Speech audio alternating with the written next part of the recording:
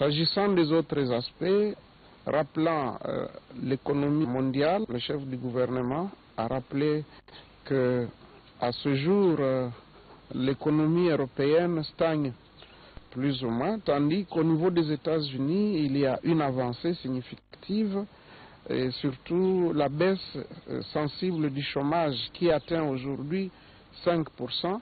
Il se note également le raffermissement du dollar américain par rapport à l'euro, qui tend vers déjà l'égalité, donc euro-dollar, donc passant de 1,119 la semaine passée à 1,09 la semaine qui a suivi. Pour ce qui est des réserves au niveau de la Banque centrale, des réserves en devises, nous avons des réserves qui couvrent cette semaine, 0,19, donc 1,737 milliards de dollars.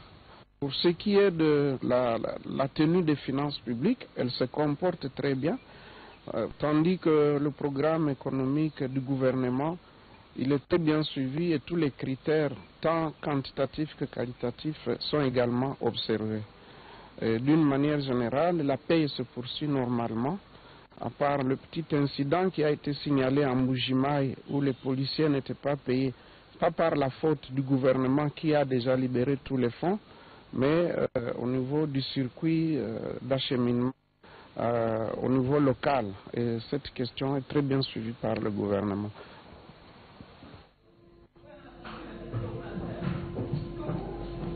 Et puis l'évolution du processus de la réforme en RDC, sujet abordé au cours de la 10e réunion politique du comité de la réforme de la police. La cérémonie inaugurale a été présidée hier par le vice-premier ministre de l'Intérieur, le professeur Évariste Boucha. Blaise Boko-Kanza pour les détails.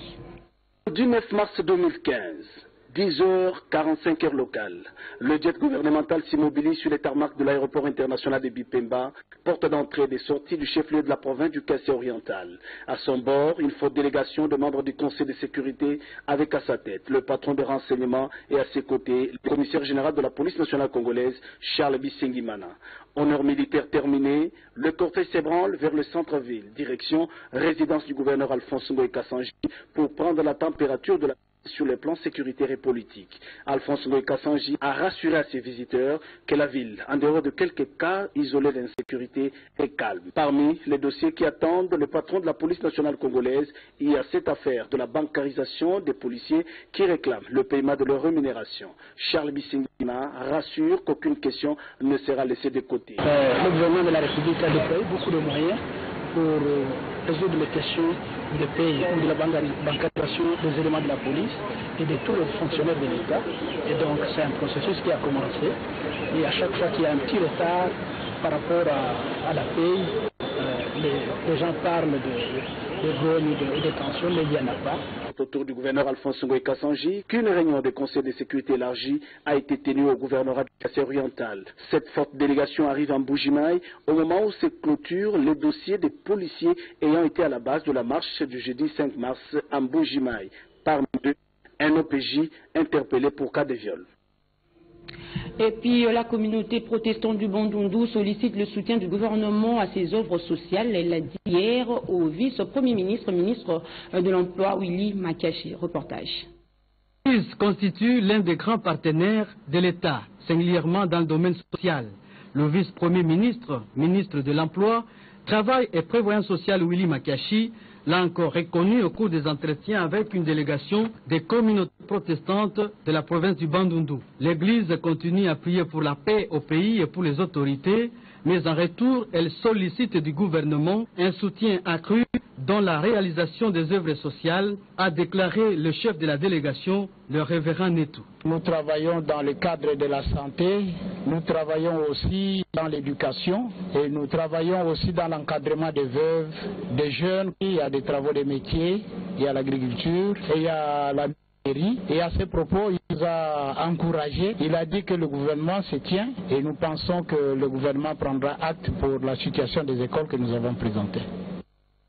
Le ministre du Plan revient d'une mission de travail dans le Katanga, objectif s'imprégner du fonctionnement des structures de tutelle et Génie Dada Chabani. La mission du travail à Lubumbashi du ministre du Plan et Révolution de la Modernité, Olivier Kamitatuetu, avait pour finalité de lui permettre de s'imprégner du fonctionnement de toutes les structures sous tutelle de son ministère, question de les moderniser. Il s'agit de Sénarec, de l'ITIE, de l'ANAPI et de l'INES. C'est dans ces cadres qu'il a visité tour à tour les installations du centre de formation Salama et celui de l'université, accompagné du coordonnateur du Sénarec, M. Safari. Ces deux centres bénéficient de l'appui financier du Sénarec. Ils assurent le renforcement des capacités de l'administration publique de la province du Katanga et aussi la formation professionnelle des jeunes sur la technique professionnelle. À l'issue de cette visite, le ministre Olivier Kamitatuetu s'est dit très satisfait. Nous devons absolument créer des millions d'emplois en République démocratique du Congo, mais surtout former les jeunes gens à accéder à ces emplois. Et ça, c'est notre vrai défi pour les prochaines années. En dotant l'Institut Salama d'une unité qui pourra prendre en charge les besoins en capacité de l'administration du Katanga, nous allons donc maintenant moderniser profondément l'administration de la province. Nous rendrons la province bien plus réactive à répondre aux besoins à la fois des populations, à la fois du secteur privé. Vous le savez, nous devons faire une économie compétitive, ça veut dire une économie numérique, où l'informatique doit prendre toute sa place. Nous allons ici former toutes les administrations du Katanga, nouvelles techniques de l'informatique. C'est aussi cela, la modernité. Et je crois qu'on s'inscrit en plein dans la vision de la modernité de son Excellence Président de la République. Restons toujours dans cette province où le président honoraire de la Bulgarie a à son tour présidé la cérémonie d'inauguration officielle du consulat de son pays. Reportage Antoine Mukunda. Les nationaux de la RDC de la Bulgarie ont été exécutés à l'occasion de l'ouverture officielle du consulat général de la Bulgarie à Lubumbashi. L'ancien président bulgare Petar Stoyanov, qui a dirigé son pays de 1996 à 2002, et le vice-gouverneur du Katanga, Guibert Poliarchibal, ont co-présidé la cérémonie en présence des députés et ministres provinciaux, des consuls généraux, des représentants des agences du système des Nations Unies, des membres du Conseil provincial de sécurité et de plusieurs autres invités. La Bulgarie a choisi la date du 3 mars, marquant sa fête nationale, pour ouvrir sa représentation diplomatique dans la capitale du cuivre. Ce pays de l'Europe de l'Est a eu dans le passé à former plusieurs étudiants congolais. Pour l'ancien président bulgare Petar Stoyanov, l'ouverture du consulat de son pays à Lubumbashi est une preuve que la RDC et la Bulgarie veulent le développement et pour ce faire, elles doivent passer de relations amicales aux relations économiques. Les personnes qui habitent au Congo, les 75 millions d'habitants et les 7 millions d'habitants de la Bulgarie veulent la même chose, la prospérité. Tout en promettant à son hôte le soutien des autorités provinciales au consulat, le numéro du Katanga, Guibert Poliarchibal, voit dans l'ouverture de la représentation diplomatique bulgare à Lubumbashi un moyen de raffermir les relations qui existent déjà entre Sofia et Kinshasa. Le vice-gouverneur n'a pas manqué de souligner les efforts de paix fournis par le président de la République, Joseph Kabila Kabange, efforts qui font de la RDC un pays favorable aux investissements. La cérémonie de ce jour traduit de manière éloquente la confiance de la République de Bulgarie envers la République démocratique du Congo, sous le leadership du chef de l'État, son Excellence Joseph Kabila Kabange ne ménage aucun effort pour restaurer une paix durable et déployer une diplomatie agissante d'ouverture aux autres nations. Et Pierre Mbouy nous informe que le sommet de la SADC s'est tenu dernièrement à Harare, au Zimbabwe, et la RDC a été représentée par le ministre de l'Industrie, Germain Kambinga. Images et commentaires.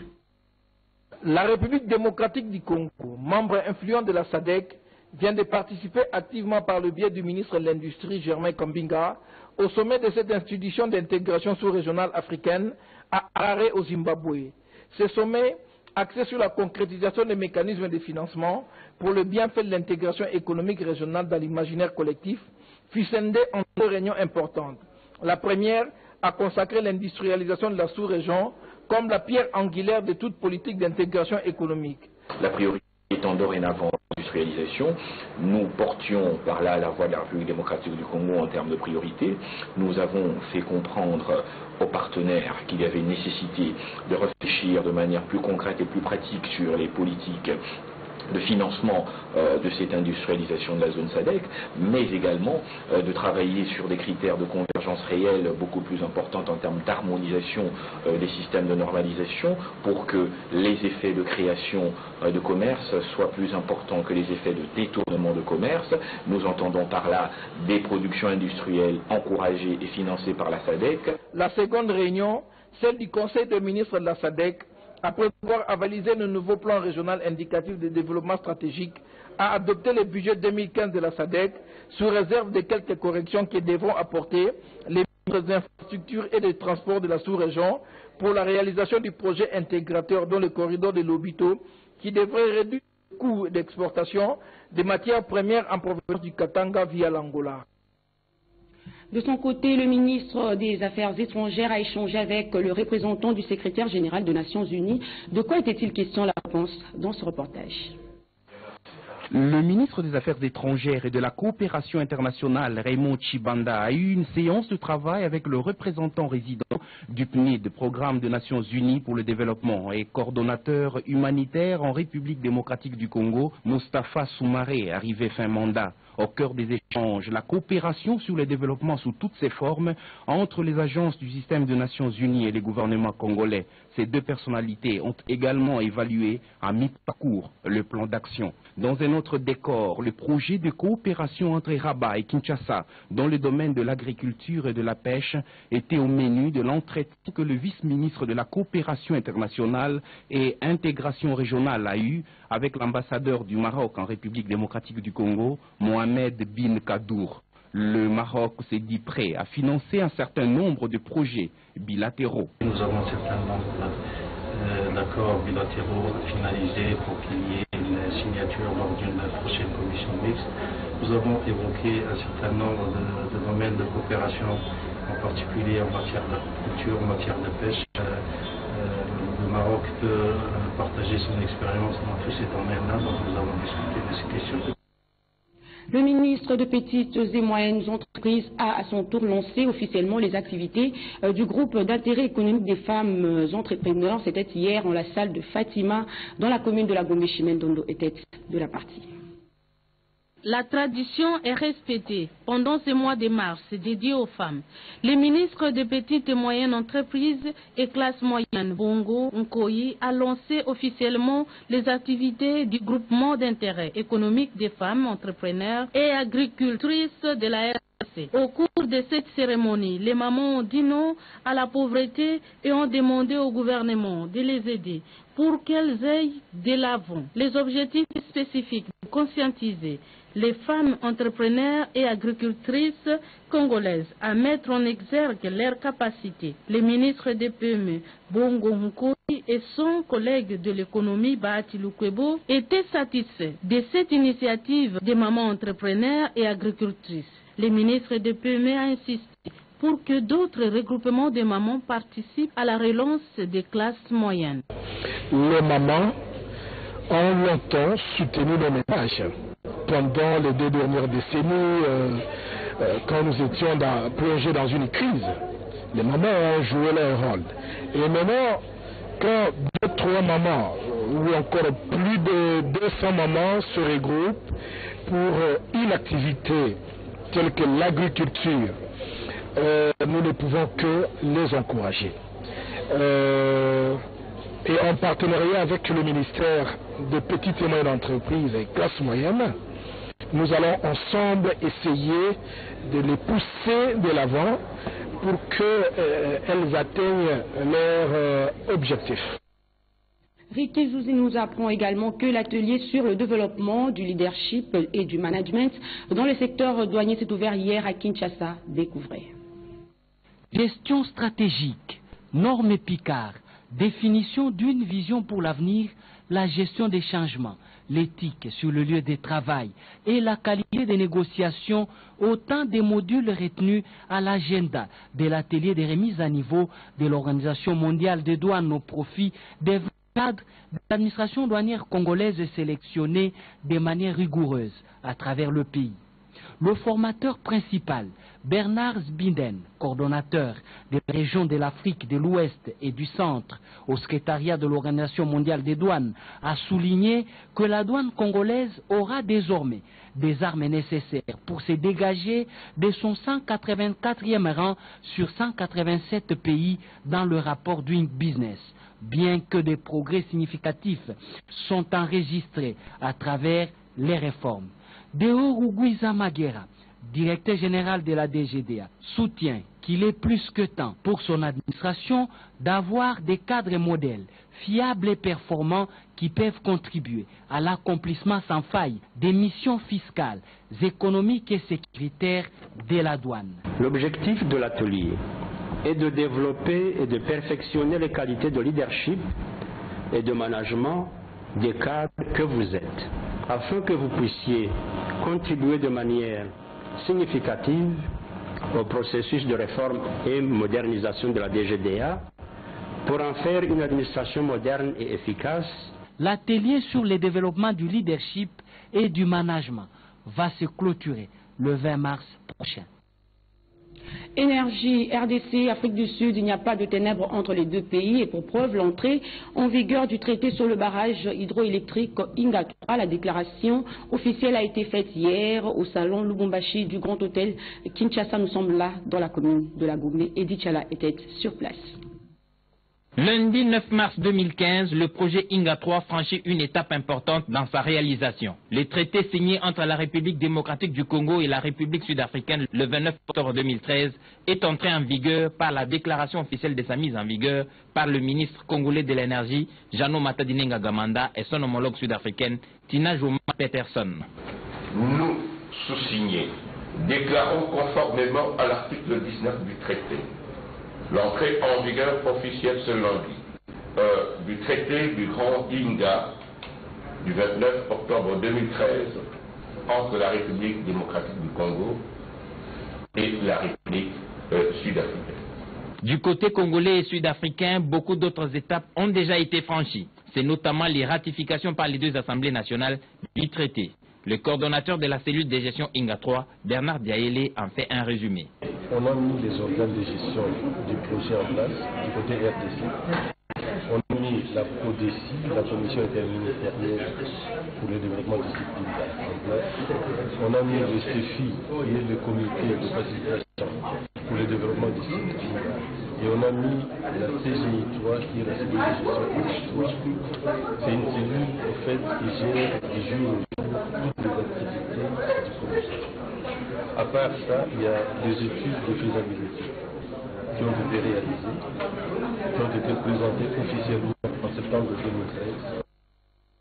Au chapitre des élections, les membres du bureau de la CENI poursuivent la vulgarisation du calendrier électoral révisé. Dans ce portage, notre confrère Marcelin Moinateba nous propose l'étape du Nord et du Sud Kivu. Les membres de la commission d'intégrité des médias électoraux et les points focaux qui leur sont associés mettront à profit les 3 jours de formation à dater de ce lundi 9 mars 2015 pour approfondir et mieux élargir leurs connaissances sur la question de la médiation électorale. Notons les acteurs du processus électoral, rôle, relations et types de conflits possibles, comprendre la législation du pays et s'en servir en cas de conflit, les conflits et violences à travers le cycle électoral. La première partie de cette journée d'ouverture était protocolaire où les différents intervenants, président de la CIME, directeur exécutif de l'Institut électoral pour l'appui de la démocratie en Afrique et les rapporteurs adjoints de la CENI ont expliqué la survenance de ces séminaires. La phase actuelle de la présente session de formation doit permettre aux candidats sélectionnés d'acquérir des notions importantes de la prévention et de la résolution des conflits par la médiation et d'en maîtriser les méthodes de transmission. La deuxième séquence essentiellement pratique a vu les candidats sélectionnés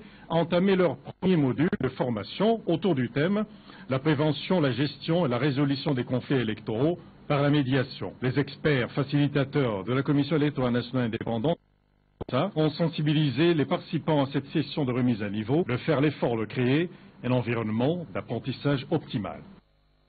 C'est un engagement ferme pris par les mamans du quartier Banza Lemba dans la commune de Lemba pour la prise en charge de l'assainissement de leur quartier. Elles se sont exprimées le 8 mars 2015 lors de la célébration de cette journée dédiée à la femme. Marie-Chimène Kamouka fait un tour dans ce coin de la capitale.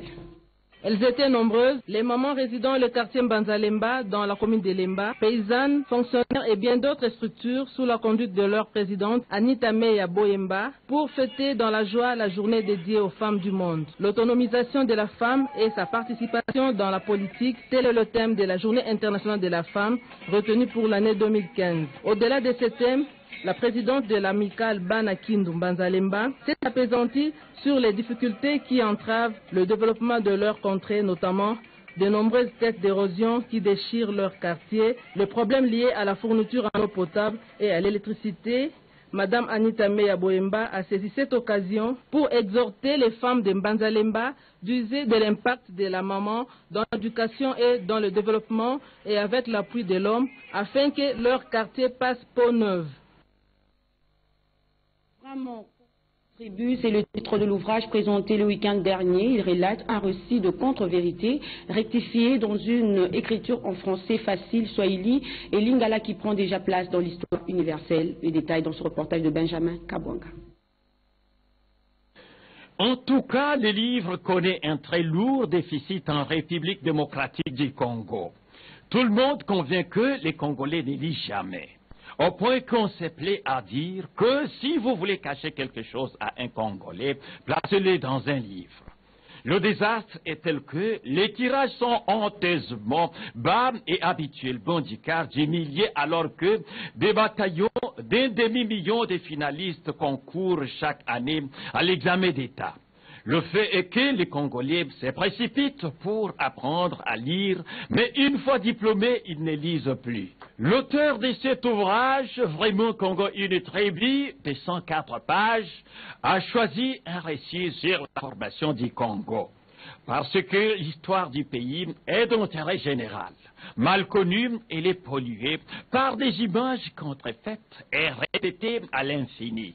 Compte tenu de son importance, l'une des entreprises de la place, l'usine de planification de Kinshasa, par le biais de son patron, M. Gerasimos Dounis, qui a eu le souci de faire la promotion de la culture de la lecture de ces milliers de ces travailleurs, en achetant plus de 2000 exemplaires, considère qu'un livre comme celui-ci, contenant des récits précis de l'histoire, mérite d'être lu par les Congolais en général, et en particulier ces travailleurs. Car l'histoire de la RDC constitue la connaissance commune d'un peuple pour construire son avenir. L'actualité sportive reste dominée par la tenue à Kinshasa de la 35e session des ministres de la Jeunesse et des Sports des pays francophones. Le ministre Samalou Kondé a reçu tour à tour les ambassadeurs du Canada et de la France à ce sujet. Jean de Dieu Mukendi. Assurer la République démocratique du Congo du soutien indéfectible de leur nation en marge de la tenue à Kinshasa de la 35e session de la conférence des ministres de la Jeunesse et des Sports de l'espace francophone du 13 au 14 mars courant, tel est l'essentiel des audiences accordées aux ambassadeurs canadiens et français en poste en République démocratique du Congo par les ministres congolais Samalou Kondé Kyenge de la Jeunesse, Sport et Loisirs. Pour l'ambassadrice canadienne Ginette Martin, la jeunesse occupe une place de choix dans la coopération. La jeunesse deviendra un point de priorité dans la coopération bilatérale canadienne, la protection des jeunes. J'ai voulu faire part de quelques petites idées où on pourrait collaborer ensemble. J'en ai profité aussi évidemment pour féliciter le ministre pour le fait qu'il recevra ses homologues durant la fin de semaine. Une occasion pour M. Luc Alad de rappeler ô combien la France contribue à la réussite de ces assises au cours desquelles la République démocratique du Congo prendra la présidence tournante de la Conféges. Conféges qui va commencer ses travaux au niveau des experts dès demain et puis au niveau des ministres vendredi. Donc je voulais échanger avec le ministre congolais qui va prendre la présidence de la CONFEJAS sur l'organisation de cette manifestation, le devenir ou l'avenir de cette organisation à laquelle nous sommes tous attachés en tant qu'organisation de la francophonie et qui doit pouvoir continuer à exercer ses missions tout en réfléchissant au recentrage peut-être de celle-ci de façon plus visible et puis peut-être tenir compte des contraintes financières des uns et des autres. La France finance jusqu'à 60% du budget de la CONFEJAS. Quelques ministres des pays membres de la CONFEJAS sont déjà annoncés pour ce mardi à Kinshasa.